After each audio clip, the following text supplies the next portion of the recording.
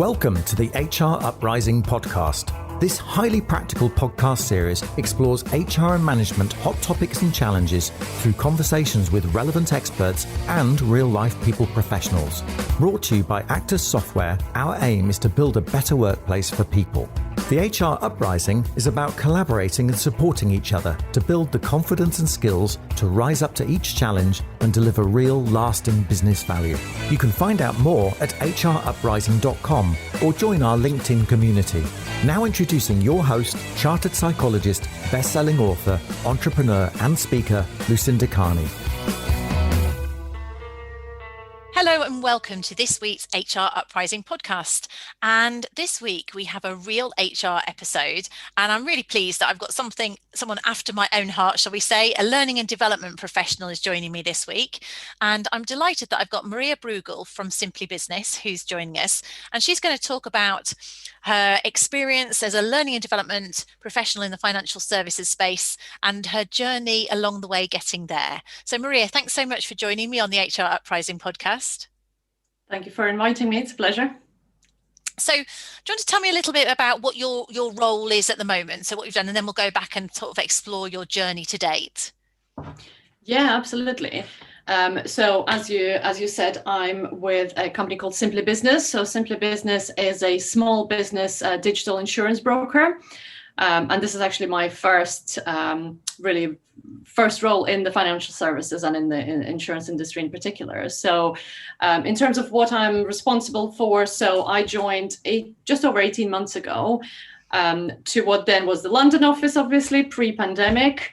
And my role is focusing on teams like tech, product, business support teams, as well as commercial teams as well.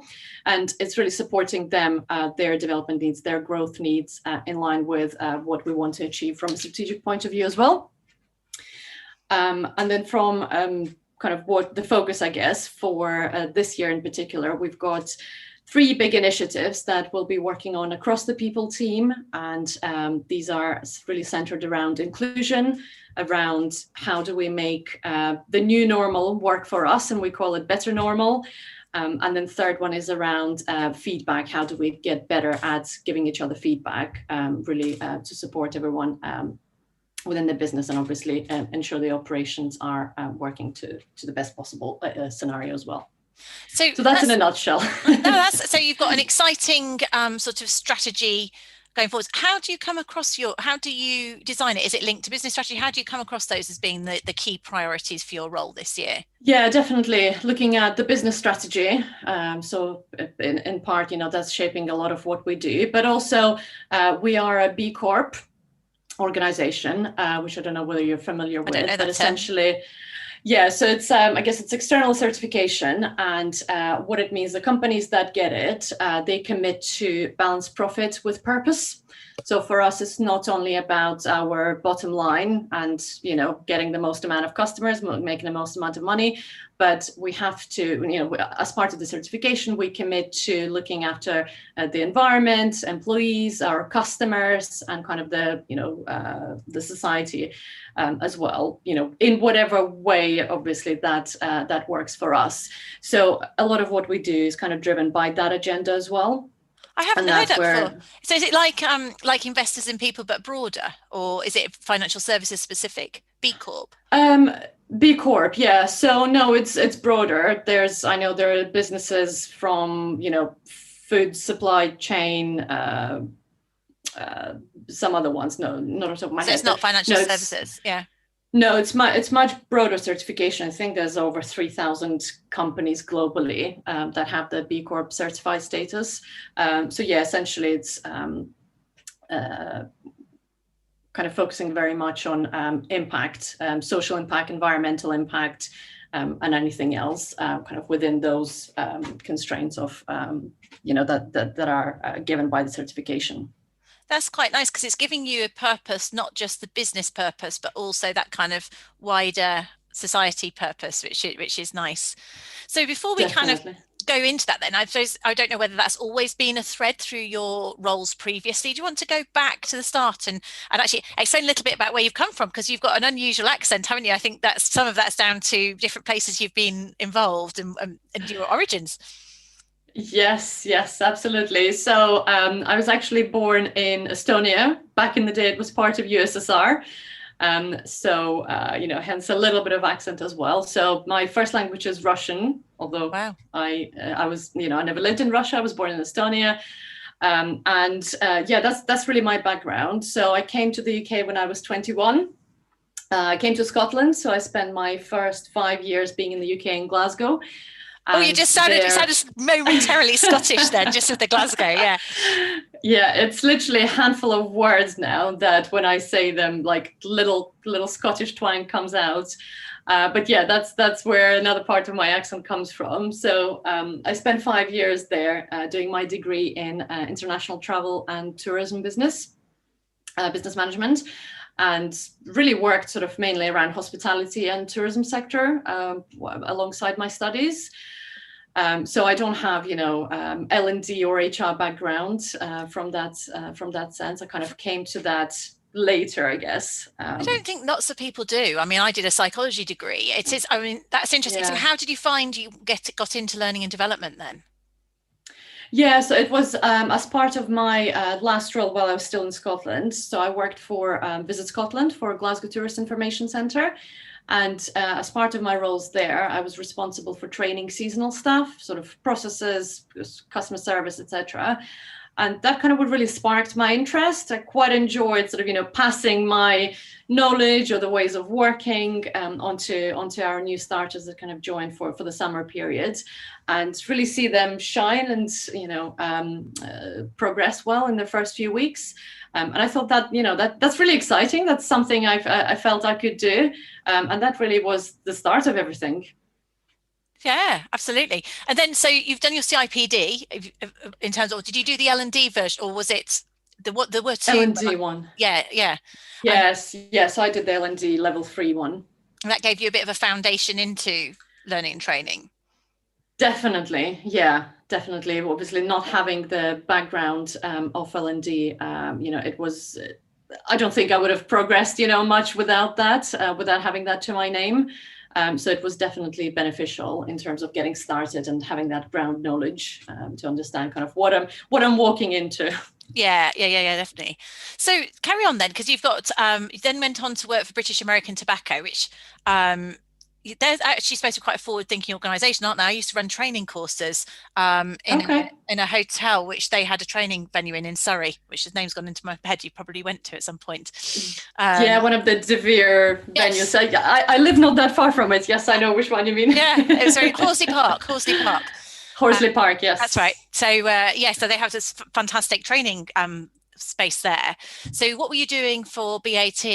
Yeah, so I joined, as I said, at the very start of my career, literally just completed my CIPD, so fresh from that. And I joined the operations L&D team, so the supply chain team, essentially to start looking after their training calendar. So they, obviously the scale of the company, they have in markets training that is run separately as well as regional, but I was part of the global team, so focusing on global training calendar. So mainly, a selection of programs that were aimed at managers globally across the business. So that was really good fun. So I did that for some time, and then kind of as I got more comfortable with that, really got involved in various other strands of work and initiatives, and kind of got my hands a little bit into talent management, looking at performance ratings, obviously doing kind of a lot of data work from the performance management cycles and supporting that. Then I got into also the learning management system at the time. So kind of got stuck into the administration side of things as well, which really helped to learn the platform from, the back end from the administrative perspective. And then so also did a little bit of e-learning design and development as well. So really quite a nice range sort of across the board over my just under 4 years, 3.5 or so years there. Did you do delivery as well? Because I mean, e-learning design is one of those things that it's quite hard work, isn't it? It takes quite time consuming to build quality e-learning. It is, and I wouldn't claim quality. That was my first. That was my very much first project. Just literally kind of learning the authoring tool and trying out. But yeah, no, it was a great experience, and I wasn't doing as much delivery. I was doing some delivery.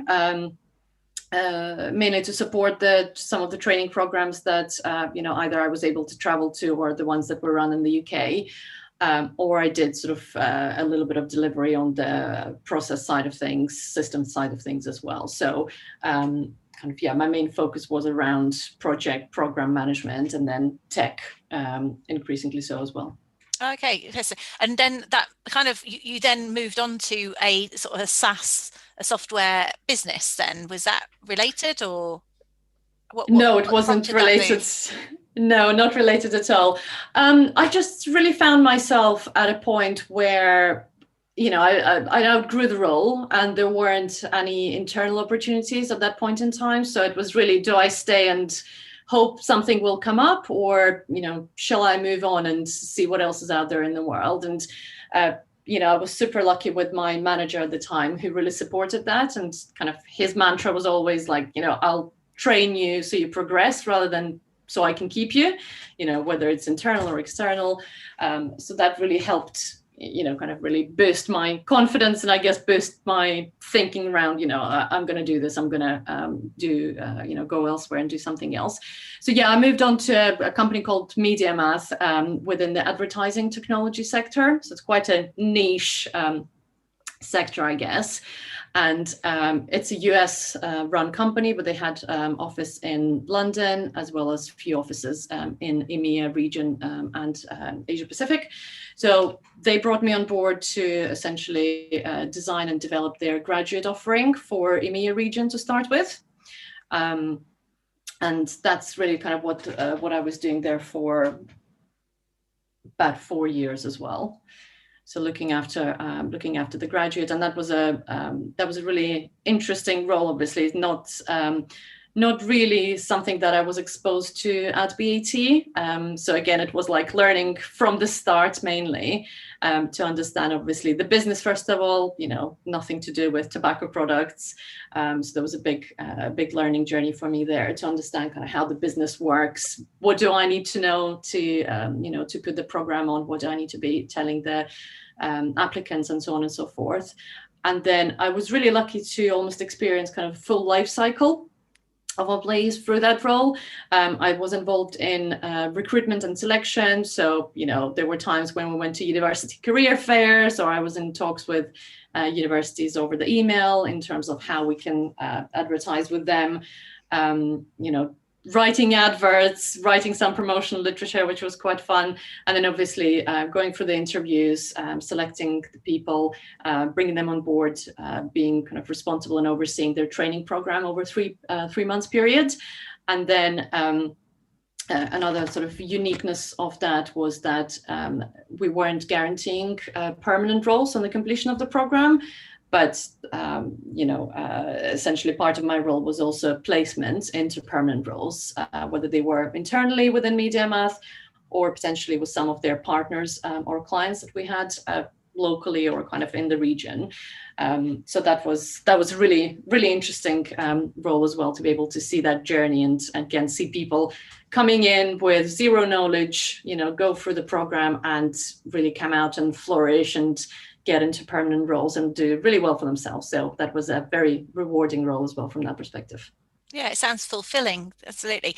So then you went off and had a baby, and then I did. And then you took redundancy, and then is that how you then ended up where you are now at Simply Business? Yeah, that's right. Yeah. So it took me about 5 months, I think, or so to find the right role. What were you looking for? How did you know what you were looking for at that stage? Yeah, good question. For me, it's always when I look for something, for a new role, I guess for me it's always sort of looking at two factors in terms of my own skills and knowledge. Firstly, kind of where I can apply myself, where I can bring value and kind of hit the ground running, but also what can I learn? Where are my gaps? What do I not know yet? What have I not experienced? What I've not experienced yet, and kind of really target that, so I can grow my skill set as wide as possible. So that's from my individual perspective. And I guess culture is a big one as well. And I think definitely, being at Simply Business for over 18 months now, I think it was a good choice. Yeah. It definitely was a good choice that I made then. Yeah. You feel you fit in well? Yeah, definitely. There were periods of time, where I kind of looked back and thought, have I made the right choice? Because I think at the time I had 3 offers at the same time, and it took obviously a while to reach decision. But yeah, each time I'm like, no, that I feel that was the right decision to make. So you've got quite a different industry that you're in with. Are you part of a larger team, or how do you fit in with the broader team? Yeah, so there's 8 of us in L&D. We've got quite an interesting, I guess, structure in terms that our head of oversees the L&D globally, which is not sort of common for all of our functions. So we've got her. We've then got 6 people in the UK, so myself, my counterpart, and then a few advisors, sort of split between operations and non-operations. And then we have someone in Boston, which is where our sort of US operations Boston office is located. So we've got one person there looking after their needs. So quite a nice sort of structure again, that it's not too little, and I'm getting to see the global side of the business as well, which is great. And then we're part of the wider people team, which is around 30 people or so, where we've got more typical functions, obviously the administrative function, the people partnering, TA, talent experience, and so on. On that then, I wondered, did you ever consider going into HR as in typical people, or was it very clear to you learning and development was always your route? Yeah, I think it was always L&D. Definitely was always L&D. I don't think I fancied, kind of the harsher side of HR, where you have to sometimes deal with obviously challenging situations, redundancies or, mergers, whatnot, stuff like that. So no, for me, it was always L&D and really the development of others. Yeah. That has been the main kind of focus area. Quite a vocation, isn't it? Learning and development. I can't imagine ever actually been. I take my hat off to some of the things that the HR guys have to deal with, particularly in recent times. Yeah, definitely. So what would you say your key takeaways are over your career so far? What have you learned about yourself and through these roles that you've had? Yeah, quite a few things. I guess it was actually really nice to be kind of thinking and preparing ahead of our conversation to really, bring to the fore some of my experience. It was a nice kind of trip down the memory lane. So I think one of the earlier ones that really stuck with me is around, how to understand what you want, how to set your goals, and how to move towards achieving them. I guess maybe some of that was a little bit more natural to me. I'm quite good with like project management type of stuff. So, it's that helped really. But I think what was really important is really understanding kind of what drives you intrinsically, what your values are, what really interests you. And for me, it's never really been about financial side of things. It's been more about what can I learn? What can I give?